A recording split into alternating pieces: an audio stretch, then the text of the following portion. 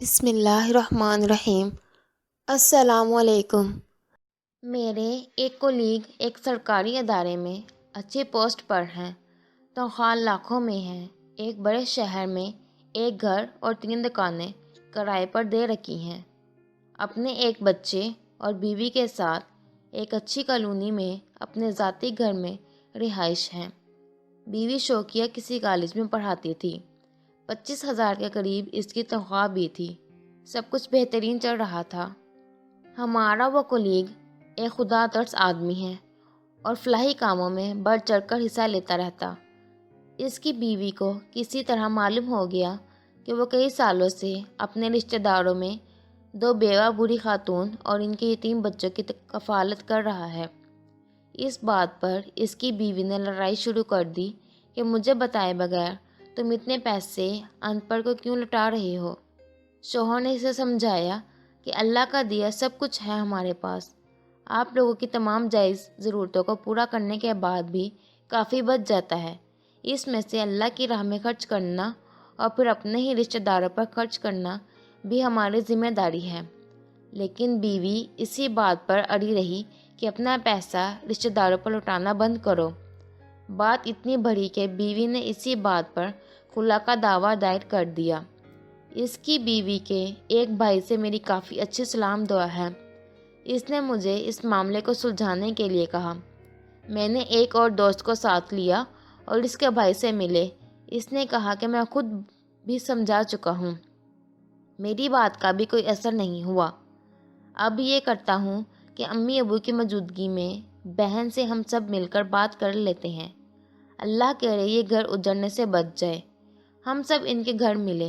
ان کا چھوٹا سا گھر تھا جس میں 3 بھائی اپنے درجن بھر بچوں اور والدین کے ساتھ رہائش پذیر تھے۔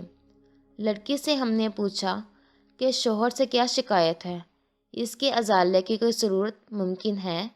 کہنے لگی کہ وہ اپنی ساری آمدن اپنے رشتہ داروں پر لٹا دیتے ہیں، یہی شکایت ہے مجھے۔ میں نے پوچھا کہ کیا آپ کی ضروریات کا خیال نہیں رکھتا ہے؟ کہنے لگی کہ رکھتا ہے۔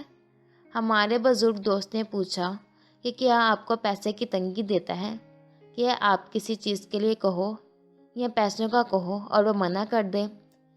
کہنے لگی کہ نہیں، ایسا کبھی نہیں ہوا، میرے کہے بغیر ہی میرے اکاؤنٹ میں اتنے پیسے بھیج دیتا ہے کہ مجھے کبھی کہنا ہی نہیں پڑا، شاپنگ بھی ساری کرواتا ہے۔ ہم نے کہا کہ پھر جو بچ جائے اس پر آپ کو اعتراض کیوں ہے؟ وہ اپنی مرضی سے جہاں بھی خرچ کرے۔ کہنے لگی کہ ایسے کیسے میں اسے رشتہ داروں پر لوٹانے دوں؟ میں نے پوچھا کہ اچھا، جو آپ کی تنخواہ ہے کیا آپ اسے دے دیتی ہو یا اس کی مرضی سے خرچ کرتی ہو؟ ایک دم اونچی آواز میں بولی کہ وہ میری کمائی ہے تو میں اپنی کمائی اسے کیوں دوں؟ وہ میری ہے تو اپنی مرضی سے ہی خرچ کروں گی۔ اس کے بعد ہم نے اسے کافی سمجھایا کہ آپ کی جائز ضروریات پوری کرنا شوہر کا فرض ہے، لیکن اس کی ساری کمائی پر آپ کا حق نہیں ہے۔ آپ کو پورا استحقاق ہے کہ وہ اس میں سے اللہ کی راہ میں اور اپنے دوسرے رشتہ داروں پر، غریب رشتہ داروں پر جیسے چاہے خرچ کرے۔ لیکن اس کا تھا کہ مجھے ایسے شخص کے ساتھ نہیں رہنا جسے اپنی تنخواہ دوسرے رشتہ داروں پر لوٹانے کا شوق ہو۔ اس میں اس کی والدہ اس کا ساتھ دے رہی تھی۔ جب کسی بھی طرح بات نہ بنی تو ہم نے اسے اٹھتے ہوئے کہا کہ خلا لینے کی صورت میں ان ساری مراحت سے محروم ہو جاؤ گی جو ابھی تمہیں حاصل ہے۔ والدین کا گھر بھی چھوٹا ہے، تمہارے لیے یہاں رہنا بہت مشکل ہوگا۔ علیحدگی کے بعد اپنے قریبی بھی آنکھیں پھیر لیتے ہیں، لیکن اس کا یہی تھا کہ میں خود کماتی ہوں، میں اپنا خیال خود رکھ سکتی ہوں۔ ہم نے اپنے کولیگ کو بھی کہا کہ فی الحال ان کا کوئی اور انتظام کر لو اور ہم ان کی کفالت کا ذمہ لے لیتے ہیں، آپ گھر بچا لو۔ لیکن اس کا یہی تھا کہ اصل بات تو یہ ہے کہ میں اپنی آمدن پر بھی اپنا حق نہیں رکھتا۔ یہ تو ایسے سمجھتی ہے کہ میں شوہر نہیں، اس کا غلام ہوں، جو کماؤں اس کے ہاتھ میں لا کر رکھ دوں اور پھر جیسے کہے ویسے خرچ کروں۔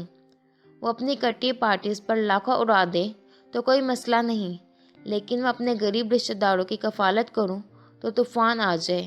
میری کوئی بھی غلطی ہے تو بتائیں، لیکن غلط بات نہیں مان سکتا۔ اور بھی کئی لوگوں نے کوشش کی، عدالت نے بھی مصالحت کے ساتھ کوشش کی، مگر کامیاب نہیں ہوئی۔ بالآخر خلا کی صورت میں ہی انجام ہوا۔ بچے کا خرچ باپ دیتا رہا۔ کچھ دن والدین کے گھر رہی، وہاں بھائیوں نے نوکرانیوں جیسا سلوک کیا تو قریب ہی کے ایک گھر کرائے پر لے لیا۔ لاکھوں والے ٹھاٹھ 50,000 میں کہاں پورے ہونے تھے۔ ہمارے کولیگ نے کچھ عرصے بعد دوسری شادی کر لی، جس کا گھر پھر سے بس گیا۔ جبکہ اس عورت کی حالت دیکھتی ہوں تو ترس آتا ہے۔ خود بھی رول گئی اور اپنے بچے کو بھی رول دیا۔ کچھ عرصے بعد باپ بچے کو اپنے پاس لے بھی آئے، تب بھی ویسے حالات تو نہیں ہو سکتے جیسے اس کی اپنی ماں کے اس گھر میں ہونے سے اس کو ملنے تھے۔ چند سال قبل تک ہمارے معاشرے میں طلاق کو انتہائی معیوب چیز سمجھا جاتا تھا، لیکن حیرت انگیز طور پر پچھلے کچھ عرصے میں اس میں بہت زیادہ اضافہ ہو گیا ہے۔ اس کی ایک بڑی وجہ تعلیم اور روزگار کی وجہ سے عورتوں میں خود اعتمادی کے نام پر پیدا ہونے والا غرور بھی ہے۔ عدالتوں میں خلا کے کیس دیکھیں تو حیرت ہوتی ہے کہ اتنی چھوٹی چھوٹی باتوں پر کیس کیوں ہوئے ہیں۔ اس میں زیادہ تر انا اور غرور کا دخل ہے۔ رہی صحیح کسر میڈیا پر چلنے والے ڈراموں نے پوری کر دی ہے۔ اس معاشرے میں اکیلے مرد کے لیے رہنا ایک عذاب ہے۔ عورت تو پھر عورت ہے، خدارا اپنے گھروں کو خراب نہ کیجیے۔ اگر آپ کو میری یہ کہانی اچھی لگی ہو تو ویڈیو کو لائک کریں اور اپنے دوستوں کے ساتھ شیئر کریں، اور چینل کو سبسکرائب کر کے بیل نوٹیفیکیشن کو آن کر لیں۔ اللہ حافظ۔